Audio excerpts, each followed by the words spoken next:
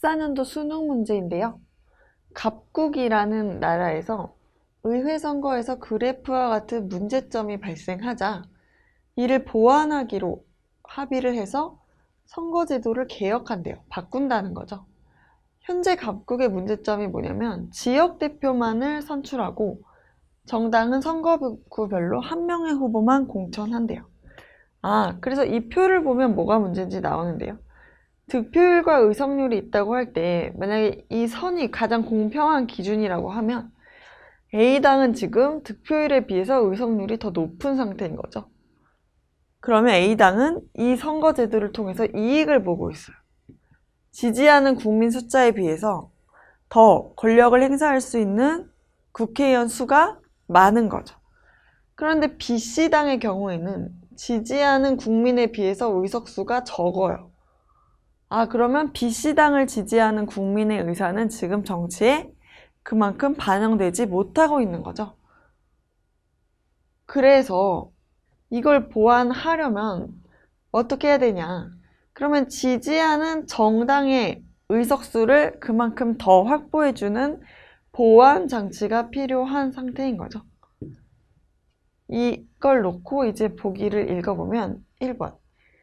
B씨당에 비해 A당에서 사표가 더 많이 발생한다. 사표는 지금 A당이 아니라 B씨당에서 많이 발생하고 있죠.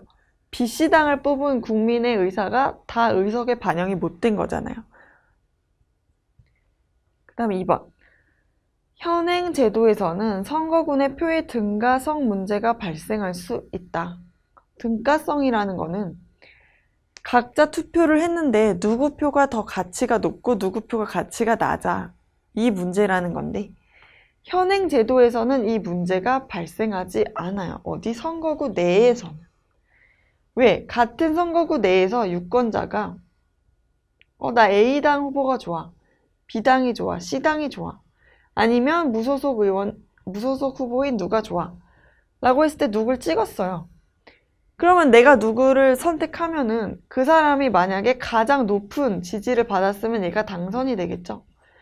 그럼 얘가 당선됐냐 못 됐냐의 문제만 있을 뿐 이 표가 다시 정당, 비례대표를 구성한다든지 하는데 영향을 주는 상황이 지금은 없는 거죠.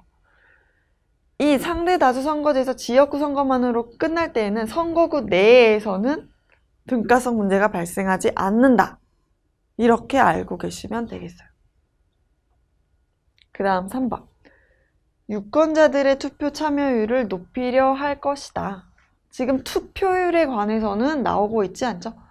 투표율이 얼마가 돼 있다. 이게 문제다. 이런 얘기는 문제에서 나오지 않고 있어요. 4번. 대표 선출 방식을 다수대표제로 변경하려 할 것이다. 지금 이미 다수대표제를 하고 있어요. 비례대표제로 변경하려고 하겠죠. 그다음에 5번. 정당 득표율에 따라 의석을 배분하는 제도. 이게 바로 비례대표제죠. 비례대표제를 도입하려 할 것이다. 그렇죠. 왜? 정당 득표율에 비해서 지금 의석수가 더 과소평가되는 문제를 해결하는 제도. 그게 바로 비례대표제가 될 수 있기 때문이에요. 가장 적절한 것은 정답은 5번이 되겠네요.